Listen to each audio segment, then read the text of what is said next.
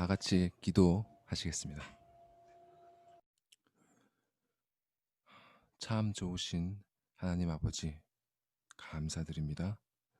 주님, 이 시간 주의 종들이, 주의 자녀들이 주님의 말씀을 듣고자 합니다.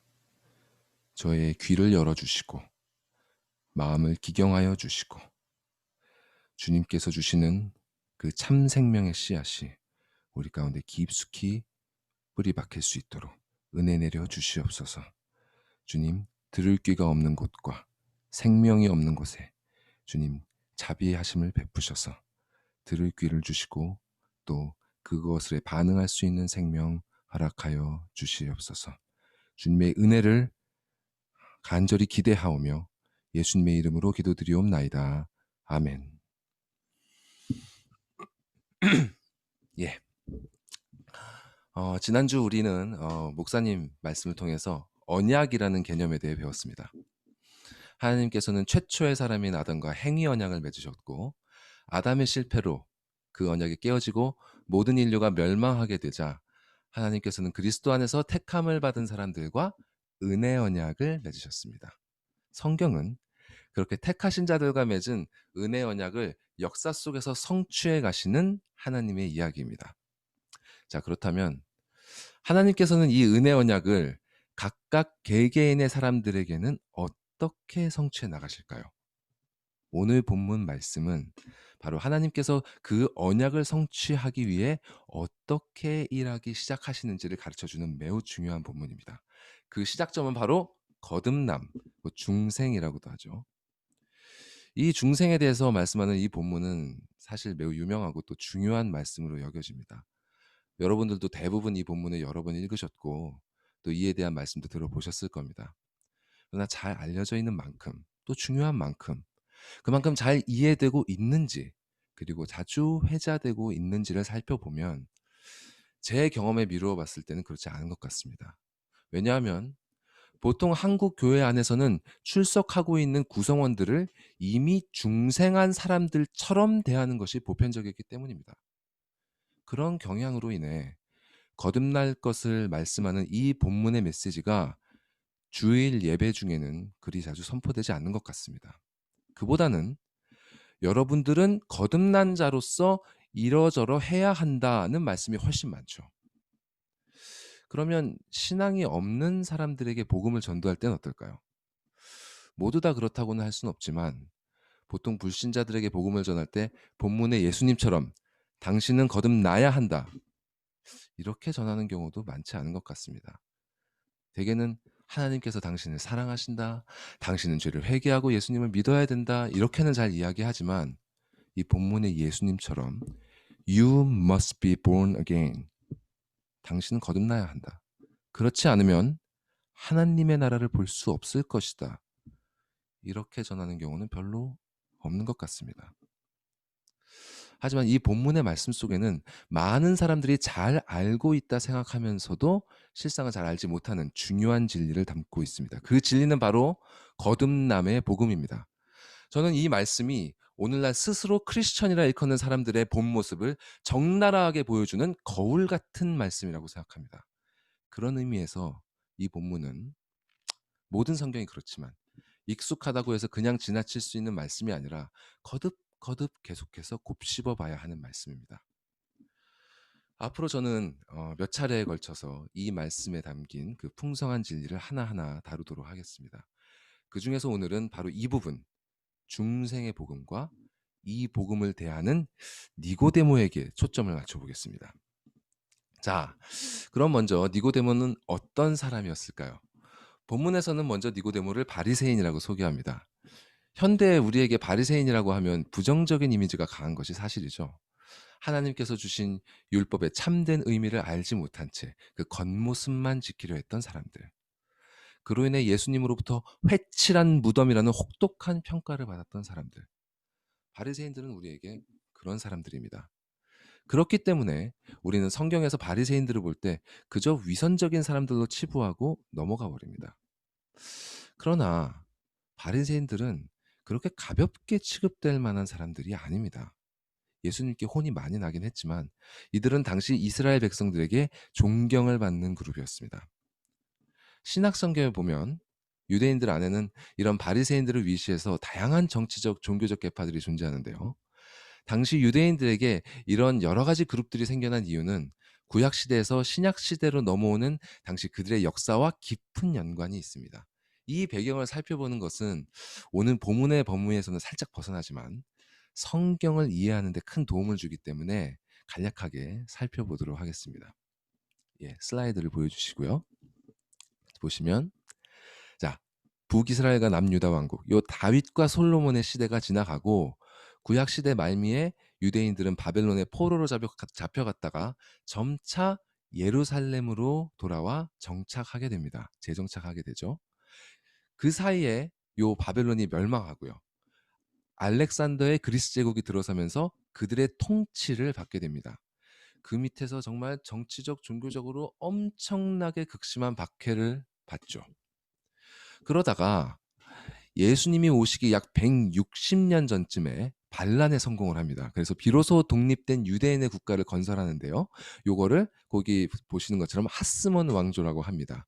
요 지도가 그 하스몬 왕조의 영토를 설명하는 지도입니다. 거의 대부분의 이스라엘 땅을 회복을 하죠. 근데 이 왕조가 내부 분열로 인해서 100년도 채 가지 못합니다. 그러고 나서 망하고 예수님께서 오시기 약 60년 전쯤에 로마에 의해서 이렇게 멸망을 당하게 되고요. 그래서 신약 성경 시대는 로마 제국의 지배 아래에 있는 것입니다. 이렇게 한 민족이 다른 민족에게 지배를 받게 되면 그 지배로부터 벗어나기 위한 독립투쟁이 일어나죠. 하지만 보통 그 투쟁 방식에 대해 의견이 갈리게 마련입니다. 우리나라 역사에서도 그렇듯이 투쟁의 정도에 따라 온건파가 있고 강경파가 있고 또 어떤 세력에 의지하느냐, 또 어떤 사상을 따르느냐, 이거에 따라 또 파가 나뉘게 됩니다. 이는 당시 유대인들도 마찬가지였는데요. 당시 유대인들 안에는 그 대략 5가지 그룹이 있었습니다. 먼저는 사두개파, 두 번째는 헤롯당, 세 번째는 에세네파, 또 열심당, 마지막으로 서기관들을 포함한 바리새파가 있었습니다. 자, 그러면 각 파가 어떤지 한번 살펴보죠. 첫 번째 사두개파입니다. 예, 요 오른쪽 위에 있죠. 사두개파는 쉽게 말해서 제사장 그룹입니다. 그래서 당시 권력을 쥐고 있던 기득권층이었습니다. 이들은 제사장들이면서도 로마의 힘을 뒤에 업고 민중들의 어려움은 무시하면서 자신들의 권력을 유지하려고만 했기 때문에 외면을 받았던, 그 인기가 별로 없었던 그런 사람들입니다. 그리고 이들과 비슷한 스탠스를 취한 것이 그 밑에 있는 헤롯 당들입니다. 이들은 과거 우리나라의 그 일제 시대를 예로 들면 그 친일파 같은 사람들이었어요. 그래서 로마로부터 권력을 위임받은 헤롯 가문을 등에 업고 권세를 부리던 자들이었죠. 이 두 파와 가장 먼 위치에 서 있는 것이 세 번째 에세네파였습니다. 이들은 쉽게 말해 속세를 떠난 사람들이었고요. 정치적인 독립을 추구하기보다는 오직 하나님의 말씀을 제대로 지키기 위한다는 그 목적으로 세상과 분리되는 삶을 택한 사람들이었습니다. 반면에 똑같이 하나님의 말씀을 따르기 위한다고 하지만 정반대의 길을 택한 사람들도 있는데요. 그들이 바로 요 밑에 있는 네 번째 열심당입니다. 그들이 생각하는 하나님의 나라, 곧 정치적인 이스라엘을 회복하기 위해 폭력적인 방법도 마다하지 않는 이들이었습니다. 거기 들고 있는 거에 그 로만스, go home 이렇게 돼 있죠. 예. 마치 일제시대로 따지면 독립군과 같은 그런 사람들이었어요. 자, 그럼 이 가운데 있는 이 바리새파, 바리새인들은 이 양쪽 중에 어떤 스탠스였을까요? 요 바리새인들은요, 하나님의 말씀을 굳게 지키면서도 가장 현실적인 노선을 택한 사람들입니다. 그들은 철저하게 율법과 전통을 준수하며 따르는 보수주의자들인 동시에 이 강력한 로마 제국이 지배하는 이 현실 속에서 민중들이 하나님의 말씀을 지키며 살아갈 수 있도록 말씀에 대한 그런 새로운 해석과 실천을 받아들인 진보주의자들이기도 했습니다.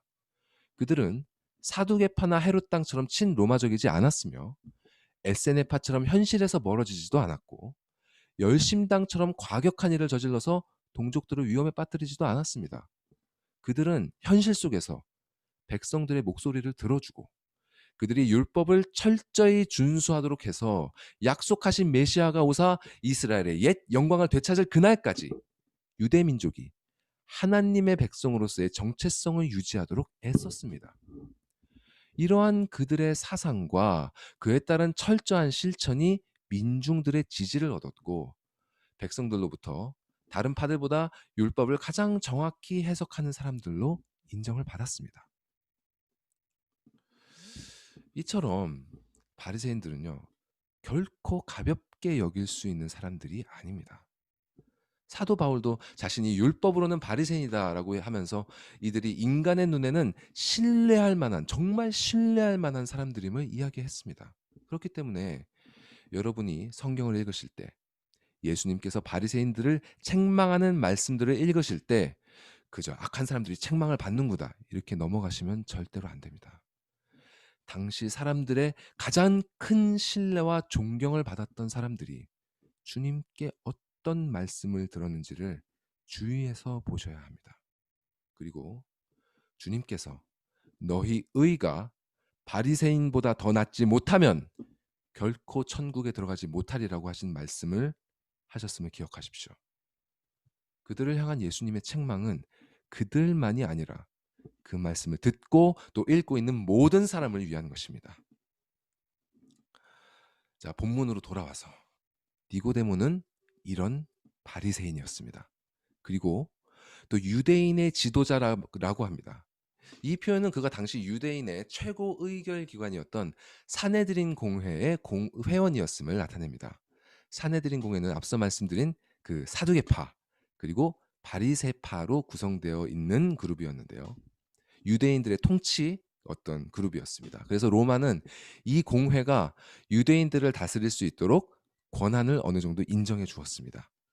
즉, 이 공회의 회원이었던 니고데모는 유대 사회에서 실질적인 권세를 가진 인물이었습니다.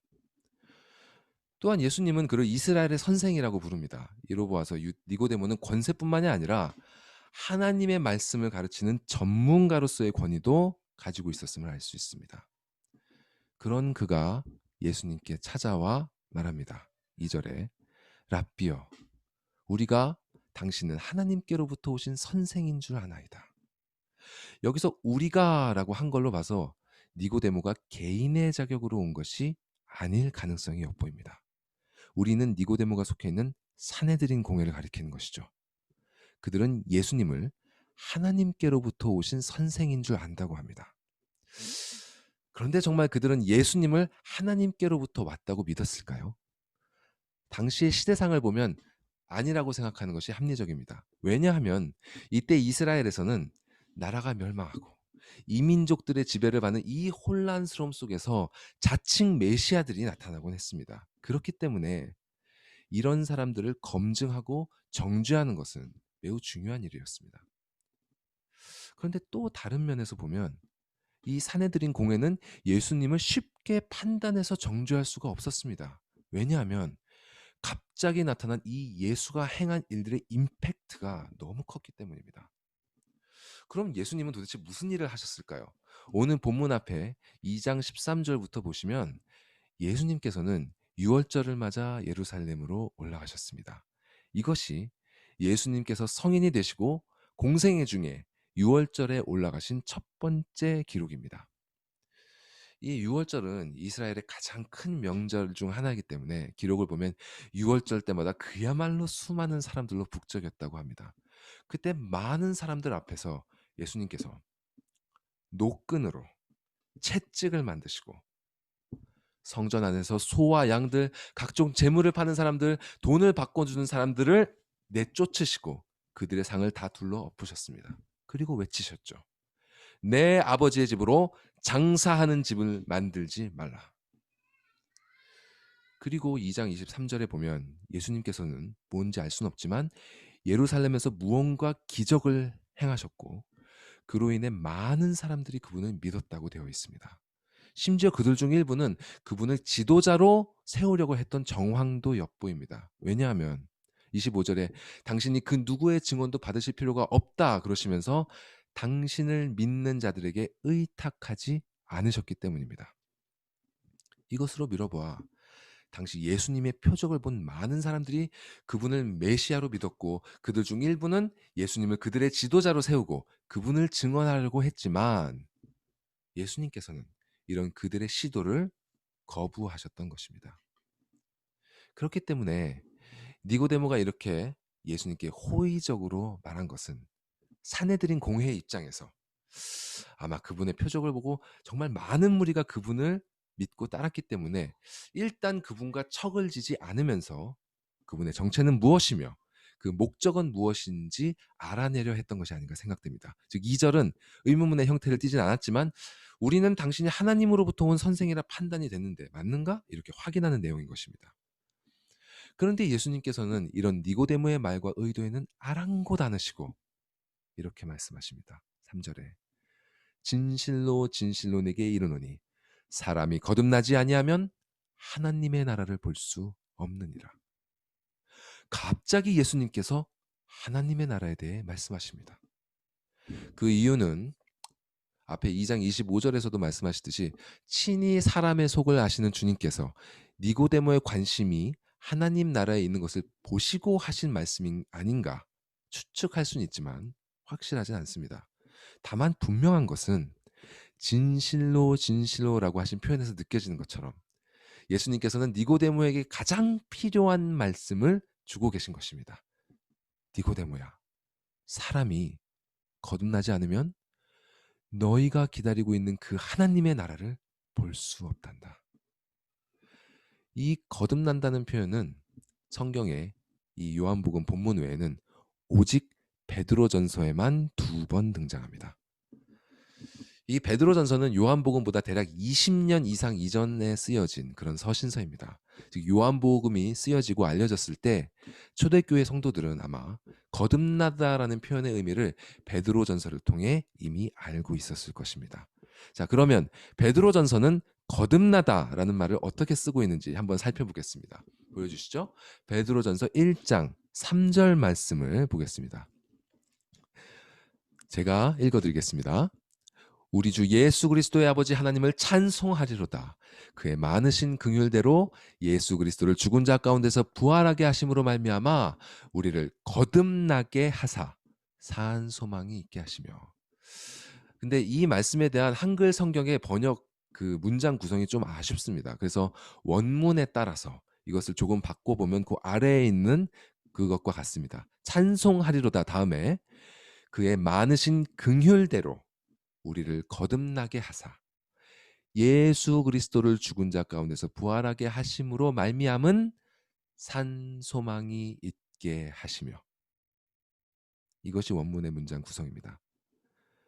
자, 여기서 우리는 거듭남이 아버지 하나님의 긍휼하심에서 일어난다는 것을 알 수 있습니다. 즉 거듭남의 근원은 아버지 하나님의 긍휼하심, 곧 불쌍하고 가엾게 여겨주심입니다. 그리고 이 말씀은 거듭남이 우리에게 예수 그리스도의 부활을 통한 살아있는 소망을 얻게 한다는 사실을 보여줍니다. 이는 거듭남의 결과로 신자가 얻게 되는 유익입니다. 즉 거듭남의 근원은 아버지의 긍휼하심, 그리고 이 거듭남으로 인한 유익은 예수 부활을 통한 산 소망입니다.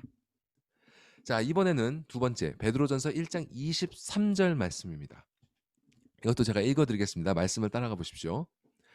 너희가 거듭난 것은 썩어질 씨로 된 것이 아니요 썩지 아니할 씨로 된 것이니 살아있고 항상 있는 하나님의 말씀으로 되었느니라. 그러므로 모든 육체는 풀과 같고 그의 모든 영광은 풀의 꽃과 같으니 풀은 마르고 꽃은 떨어지되 오직 주의 말씀은 세세토록 있도다 하였으니 너희에게 전한 복음이 곧 이 말씀이니라.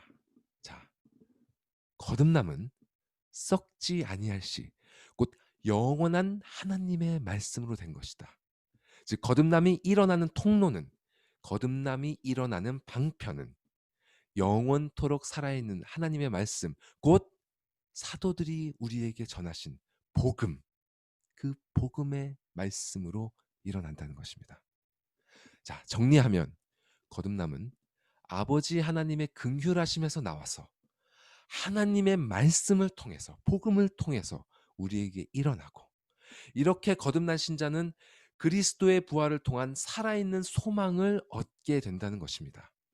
긍휼하심에서 나와 말씀을 통하여 산 소망을 주시는 것, 이것이 간략하게 정리한 성경이 가르치는 중생의 복음입니다.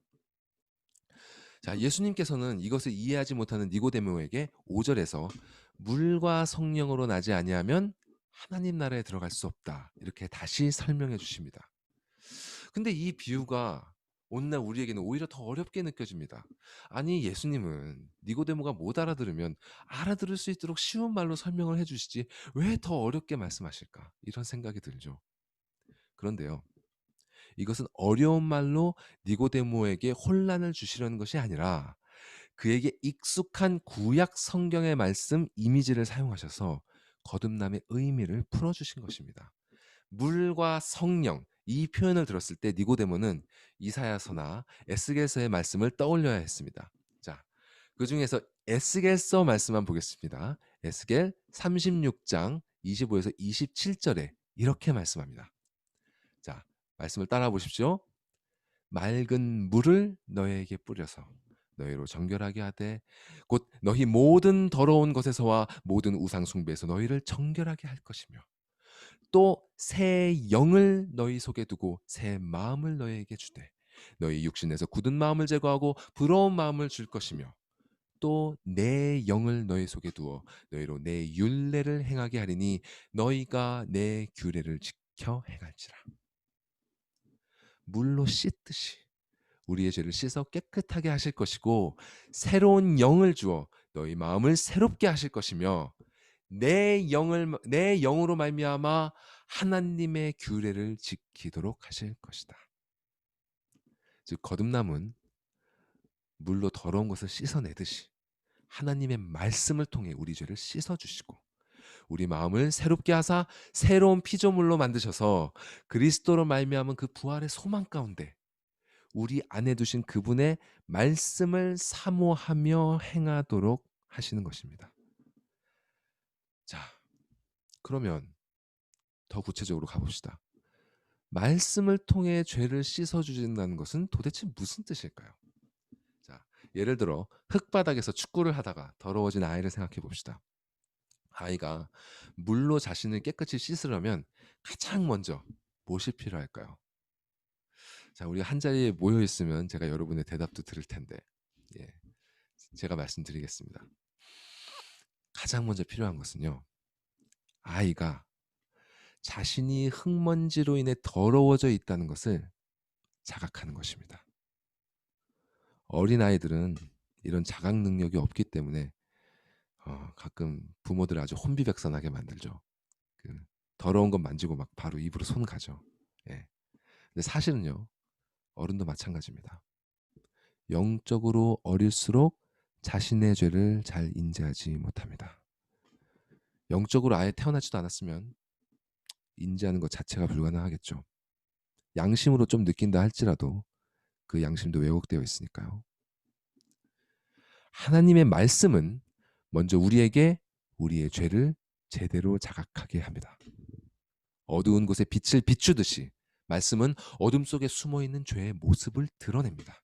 또한 그저 무엇이 죄인지 알 수 있게만 하는 것이 아니라 그것이 얼마나 추악하고 더러운 것인지 느끼게 해줍니다. 아이가 그렇게 자신이 더러운 것을 인식하게 되면 샤워실로 달려가 물에 자신을 씻기 시작하죠. 더러운 것들이 더 이상 몸에 붙어있지 않도록 하기 위해 열심히 씻어냅니다. 그리고 나서 당분간은 씻은 몸이 다시 더러워지지 않게 조심하죠. 깨끗하게 된 새 몸을 유지하려고 합니다. 제가 지난번 말씀 나눠드릴 때 탕자의 비유를 통해 생명에 이르는 회개에 대해서 말씀드린 것을 기억하실지 모르겠습니다. 소요리 문답에 이렇게 돼 있었죠. 그 소요리 문답 다시 보여주시죠.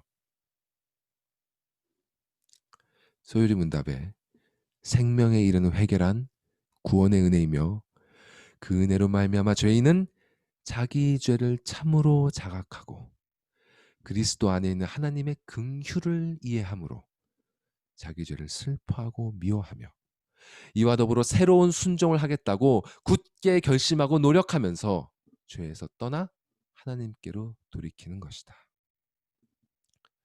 말씀은 이렇게 우리를 죄의 더러운 곳에서 건져내어 의의 깨끗한 곳으로 옮깁니다. 말씀은 이렇게 우리 영혼에 붙어있던 죄의 더러운 것들을 씻어주고 의의 거룩한 것으로 입혀줍니다. 이전의 죄로 오염된 옛사람은 죽고 새로운 마음, 새로운 영을 받아 의로 거룩하게 된 새 사람이 된 것입니다. 이것이 바로 물과 성령으로 거듭난다는 말씀의 의미입니다. 니고데모에게 필요한 진리는 이것이었습니다. 그런데 니고데모는 이를 잘 이해하지 못했습니다.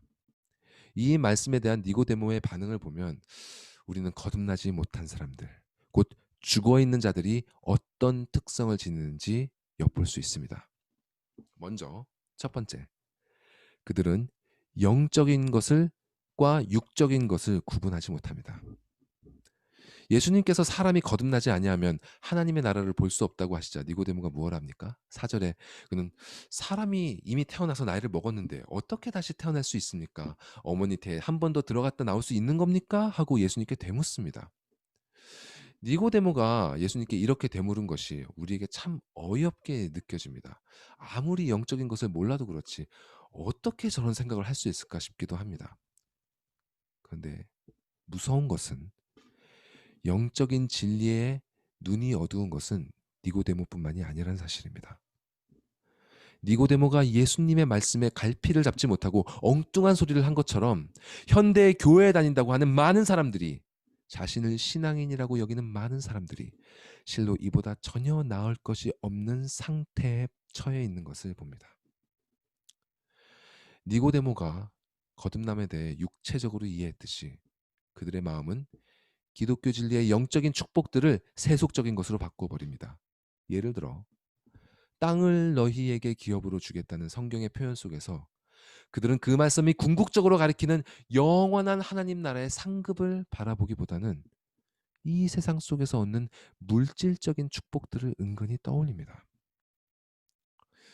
그래도 이런 말씀들의 경우에는 그 안에 영적인 축복만이 아니라 우리의 육체적 필요들도 채워주신다는 약속이 함께 있기 때문에 그나마 낫다고 볼 수 있습니다. 그런데 더욱 무서운 것은 말씀의 진리들이 그런 세속적인 의미조차도 되지 못할 때입니다. 죽어있는 자들에게는 아무리 귀하고 보배로운 진리를 할지라도 그들의 삶과 아무런 상관이 없습니다. 작년 2020년 10월 13일 한국에서 그 16개월밖에 안 된 아기가 입양된 지 10달 만에 숨진 사건이 발생했습니다. 여러분도 거의 다 잘 아실 거라고 생각하는데요. 저는 처음에 그 기사의 제목만 보고 그 또 안타까운 사건이 일어났구나 이렇게 생각만 하고 너무 마음이 아플 것 같아서 일부러 기사를 읽어보지 않았습니다. 근데 아는 목사님께서 최근 페이스북을 통해 해당 사건의 배경이 담겨있는 포스트를 쉐어하셔서 그 내막을 알게 되었습니다. 그 아이를 학대한 양부모들은 각각 목회자의 자녀들이었습니다. 즉 양쪽 아버님들 모두 현재 목회 활동을 하는 목사님들이고요. 두 사람 다 기독교 대학에서 공부했고 남편은 기독교 방송국에서 근무하고 있었습니다. 심지어 그들은 입양한 아이 이전에 둘 사이에 친딸을 낳아 기르고 있었고 또한 입양한 아이에게 지속적인 학대를 가하면서도 아이를 입양한 가족들이 출연하는 TV 프로그램에도 나와서 행복한 가정인 양 행세를 했다고 합니다. 이들은 분명 예수님이 어떤 분인지 배웠을 것입니다. 이들의 가정 환경을 살펴볼 때 복음이 무엇인지, 거듭남이 무엇인지 귀가 닳도록 들었을 것입니다. 그러나 그 지식은 살아있는 지식이 아니었습니다. 머릿속에 진리의 내용이 들어가 있다고 해서 그것을 실제로 믿는 것이 아닙니다. 진리를 알고 있다고 해서 그것이 그 사람의 삶을 변화시키는 것이 아닙니다. 거듭나지 않은 자에게 진리의 지식은 아무런 소용도 없습니다. 예수님께서 말씀하신 것처럼 돼지에게는 진주가 쓸데없는 것입니다. 여러분, 복음의 진리가 여러분의 삶을 진실로 변화시키고 있습니까?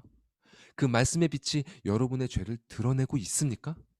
말씀 속에서 죄를 회개하고 아버지께 돌아오라는 그 사랑의 음성을 여러분 듣고 있습니까? 그 음성이 여러분의 마음과 몸을 움직이고 있습니까? 그렇지 않다면 그런 분은 거듭나야 한다는 예수님의 말씀에 어머니의 뱃속으로 또 들어갔다 나와야 되느냐고 묻는 니고데모와 전혀 다를 것이 없습니다. 영을 인식하지 못하는 영은 죽어있는 영입니다. 이렇게 죽어있는 자들은 두 번째, 본질보다는 방법론에 관심을 갖습니다. 니고데모를 보시면 그는 계속해서 방법론을 묻습니다. How? 4절에 그는 예수님께 묻습니다. 어떻게 날 수 있사옵나이까?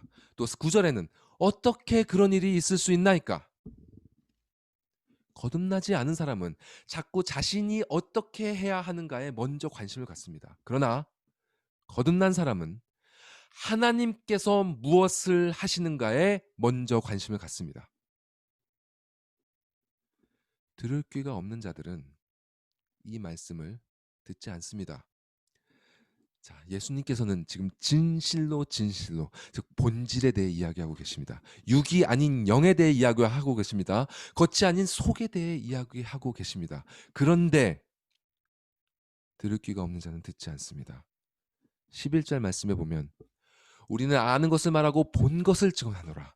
그러나 너희가 우리의 즉 거듭난 사람들의 증언을 받지 아니하는도다. 이것이 그들의 세 번째 특징입니다. 그들은 거듭난 자들, 살아있는 자들의 증언을 받지 않습니다.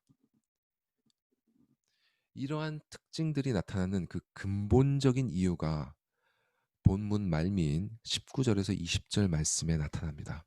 그 이유는 그들이 빛을 미워하고 어둠을 사랑하기 때문입니다. 이것이 이 모든 참상이 일어나는 원인입니다. 그들이 죄를 짓고 악을 행하는 근본적인 원인은 이 사회 때문도 아니고 어쩔 수 없이 처하게 된 어떤 주변 환경이나 교육이나 다른 사람들 때문이 아니라 바로 그들이 그 죄를 사랑하기 때문입니다. 이것이 예수님께서 거듭나지 못한 자, 죽어있는 자들에 대하여 영혼의 의사로서 친히 내리신 진단입니다. 성경이 거듭나지 못한 죽은 자들의 특징들과 그 내면을 이렇게 적나라하게 우리에게 보여주는 이유는요. 이러한 모습이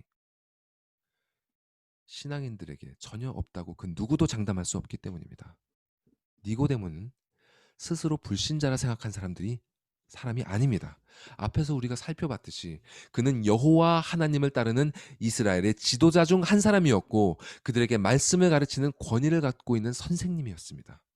당시 여호와 하나님을 따르는 종교의 가장 중심에 있는 자가 이런 모습이었다면 오늘날이라고 해서 전혀 그렇지 않다고 단언할 수 없는 것입니다. 또한 이 복음서를 쓴 사도 요한은요. 그의 첫 번째 서신 요한 1서에서 이렇게 말씀합니다. 요한 1서 말씀 보여주시죠. 너무 잘 아시는 말씀 아닙니까? 만일 우리가 범죄하지 아니하였다 하면 하나님을 거짓말하는 이로 만드는 것이니 또한 그의 말씀이 우리 속에 있지 아니하니라.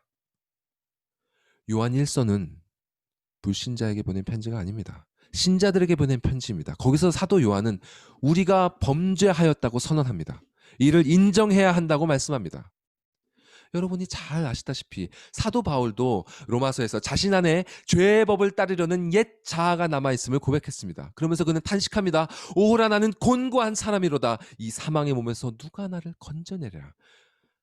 이처럼 거듭난 자라 할지라도 그 안에 여전히 죄를 따르려는 옛 자아가 남아있음을 참된 신자는 인정할 수밖에 없습니다. 왜냐하면 우리 마음에 새겨주신 그 하나님의 말씀의 빛이 우리 속에서 우리 모든 내면을 비추고 있기 때문입니다. 그 빛 앞에 드러나지 않을 것이 하나도 없기에 우리는 아직도 여전히 남아있는 우리의 죄를 바라보며 주님께 회개하지 않을 수 없는 것입니다. 이것이 주님께서 불신자들 뿐만 아니라 믿는 자들에게도 요구하시는 생명에 이르는 회개인 것입니다. 오늘 말씀을 정리하도록 하겠습니다. 우리가 생명을 얻기 위해서는, 또 생명을 유지하기 위해서는 반드시 말씀의 물로 깨끗이 씻김을 받아야 합니다. 이것을 우리의 힘으로는 할 수 없습니다. 말씀을 많이 읽으면 되냐고요? 아닙니다. 기도를 많이 하면 되냐고요? 아닙니다. 남을 사랑하면 되냐고요? 아닙니다. 자신이 무엇을 해야 하는지 묻지 마십시오. 말씀 속에서 방법론을 찾지 마십시오. 오직 하나님께서 무엇을 하셨는지 바라보십시오. 말씀 속에서 우리가 읽어내야 하는 것이 바로 그것입니다. 그분이 죄로 죽어 마땅한 우리를 위해 무슨 언약을 맺으셨는지, 그리고 그 언약을 어떻게 성취해 가시는지 그분이 계시하는 대로 따라가십시오. 그러면 그분께서는 여러분의 시선을 점차 그리스도 예수에게로 돌리실 것입니다. 말씀 속에서 여러분은 그분을 발견할 것입니다. 왜냐하면 택하신 자녀를 향한 하나님의 그 크신 사랑은 예수 그리스도 안에서 가장 명확하고 영광스럽게 표현되고 있기 때문입니다. 말씀 속에서 그분을 진정으로 발견하게 될 때 여러분은 기도하게 되실 것입니다. 그분께 나아가게 되실 겁니다. 누가 시켜서도 아니고 따라하라 해서도 아니라 죽어있던 탕자가 성령의 은혜로 거듭나서 거듭난 자의 이성으로 하나님에 대한 지식과 자신에 대한 지식을 판단하고 스스로 몸을 일으켜 아버지에게로 돌아갔던 것처럼, 다시 살아난 자는 성령 하나님의 인도하심 속에 설득되어서 아버지 앞에 나올 것입니다. 주님께서 여러분에게 새 마음을, 새 영을 허락하시고 여러분이 따라갈 수 있도록 그분의 영을 말씀 속에 보여주실 겁니다. 기도는 이렇게 하는 것입니다. 자기가 원하는 것을 마음대로 쏟아내는 것이 아니라 말씀의 인도를 받아 그분께 나아가는 것입니다. 그때 우리는 아버지를 만난 아들처럼 우리의 죄를 고백하고 그분의 사랑에 감사하면서 우리에게 주신 소원을 아뢰게 될 것입니다. 오늘 본문에서 예수님은 니고데모가 무엇을 위해 기도해야 하는지 말씀해 주셨습니다. 7절에 내가 네게 거듭나야 하겠다 하는 말을 놀랍게 여기지 말라. 이 한글 성경은 실제 이 말씀의 뉘앙스를 느끼기 어렵게 번역이 되어 있습니다. 영어 성경은 원문을 잘 반영합니다. You should not be surprised at my saying, You must be born again. 내가 이렇게 말하는 것에 놀라지 말라. 너는 반드시 거듭나야 한다. 스스로 태어날 수 있는 사람이 없듯이 스스로 거듭날 수 있는 사람은 없습니다. 거듭남은 전적으로 하나님의 주권적인 역사입니다. 그리고 이 역사는 오직 복음의 말씀을 통해서 일어납니다. 복음의 말씀은 우리의 죄를 자각하게 하고 회개하게 하며 하나님의 사랑을 깨닫고 그분께로 우리를 돌이킵니다. 그분이 주신 은혜에 감사하고 언약의 성취를 소망하며 그분이 하시는 일을 경배하게 합니다. 그 말씀을 붙잡는 것, 그 약속의 말씀을 붙잡는 것이 우리가 취해야 할 유일한 방법론입니다. 죽어있는 자이든 살아있는 자든 모두에게 필요한 것이 바로 이 복음입니다. 죽어있는 자에게 이 복음은 생명의 문을 열어줄 것이며 살아있는 자에게 이 복음은 영생에 이르는 길을 끝까지 갈 수 있게 하는 모든 힘의 원천이 될 것입니다. 마지막으로 함께 오늘 본문의 16절 말씀 읽고자 합니다. 복음서들 중에 복음이요 신구약 성경 전체를 대표한다고 일컬어지는 이 구절이 그저 이 익숙한 구절이 우리 머릿속에만 머무는 것이 아니라 모두의 마음속에 깊이 새겨져서 우리가 언제 어디에 있든지 이 구절을 기억할 때 이 말씀이 계시하시는 하나님의 사랑으로부터 은혜의 위로와 소망의 힘과 감사의 기쁨을 누릴 수 있기를 간절히 소원합니다. 함께 이 말씀을 읽도록 하겠습니다. 시작. 하나님이 세상을 이처럼 사랑하사 독생자를 주셨으니 이는 그를 믿는 자마다 멸망하지 않고 영생을 얻게 하려 하심이라. 아멘. 기도하겠습니다.